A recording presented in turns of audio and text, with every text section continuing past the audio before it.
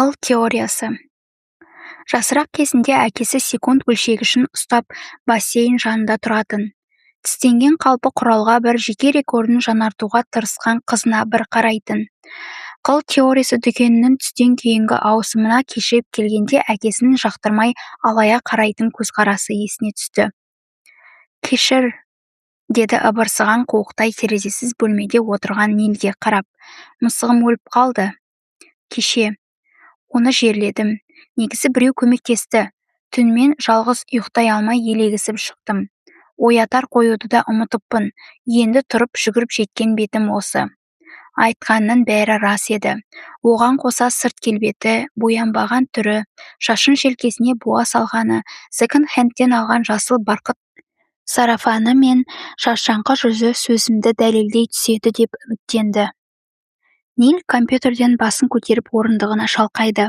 Сосын қолын айқастырып, сұқ саусағын иегіне тіреді. Бұл отырысына қарап, музыкалық жабдықтар сататын дүкеннің қожайыны кешеп келген қызметтерге ұрсуға ыңғайланған адам емес, жаратылыс сыры жайлы ойланған Конфуций ме дерсін. Оның артындағы қабырғада Флитвуд Мак тобының үлкен постері ілініп тұр. Оң жақ бұрышы ажырап, күшіктің құлағы сияқты салбырап қалыпты. «Тыңдашы, Нора, сен маған ұнайсың». Нил ешкімге қиянаты жоқ момын адам. Жасы 50-ден асқан гитараны ессіз жақсы көреді. Диланның әндерін әжептәуір ойнайды. Бірақ қалжыңы күлкілі емес. Жекен жұқарып жүргенін де білемін. Елдің бәрінің жекесі жұқарып жүр.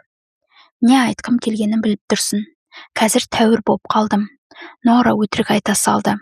Клиникалық жағдай емес. Дәрігер кей адамдар белгілі бір оқиғаға тап болғанда осылай күйзеледі деді. Ал менің өмірімде түрлі жайттар болып жатыр. Ауырдым деп жұмыстан сұранбадым ғой. Тек мамам қайтқанда не ғой, сол кезде ғана сұранғамын. Нил күрсінді. Мұрнынан ысқырыққа ұқсас бір дыбыс шықты. Қорқынышты си бемоль. Нора бізде істеп жүргеніне қанша болды? 12 жыл. Нора мүдірмеді. 11 ай және 3 күн арасында үзіліс болды. Тым ұзақ. Меніңше сен жақсырақ өмірге лайықсың. 30-дан астың ғой. 35-темін. Қолынан көп нәрсе келеді. Адамдарға пианино ойнауды үйретіп жүрсің. Тек бір адамға. Нил жемпірінің үстіндегі қоқымды қақты. Осылай туған қаланда дүкенде жұмыс істеп жүрем деп ойладың ба? Мысалы 14 жасында. Сол кезде болашағыңды қалай елестеттің? 14-те ме? Ол кезде суға жүзетінмін. Нора 14 жасында брас стилі бойынша елдегі ең жылдам жүзетін қыз еді. Ал еркін жүзуден екінші орында тұрды. Ұлттық жүзу чемпионатының торында тұрған сәтін еске түсірді. Сонымен не болды? Нора көзін жұмды. Екінші орын алғанда хлор аңқыған өкініштің иісі мұрнына келгендей болды. Қысым көп болды. Қысым бізді шындайды. Көмірді қырнай берсен гауһарға айналады. Нора оның қатесін түземеді. Көмір де, гауһар тас та көміртек екенін айтпады. Көмірді қанша қырнасан да асыл тасқа айналмайды. Қоспасы тым көп. Ғылымға сенсек, көмір боп басталған өмір көмір болып аяқталады. Өмірлік сабақ деген осы шығар. Нора қобыраған көмірдей қара шашын сипады. Сонда не айтқың келеді, Нил? Арманына ұмтыл. Өмірді басынан бастау ешқашан кеш емес деймін. Жүзгіш болуға енді тым кеш. Сен өте дарынды адамсың, Нора. Жоғарғы оқу орнында оқып философияны тауыстың. Нора сол қолындағы кішкентай менге қарады. Бұған не болса да осы мені жанында. Ештеңе демейді. Әркез қасында. Мені рейіп тұрады. Бетфордта философтарға сұраныс аз, Нил, шын айтамын. Университетте оқыдың. 1 жыл Лондонда тұрдың, сосын қайтып келдің. Басқа таңдау болмады. Нора қайтыс болған анасы туралы айтқысы келмеді. Дән туралы да. Үйлену тойына 2 күн қалғанда Нораның айнып қалғанын Нил Курт пен Кортни махаббатынан кейінгі керемет ғашықтық хикаясы санайтын. Бәрімізде таңдау бар, Нора, таңдау еркі бар. Ғаламда детерминистік көзқарасты ұстанатындарда ондай ерік жоқ. Неге сен осындасың? Не осы жер, не жануарларды құтқару орталығына барамын деп шештім.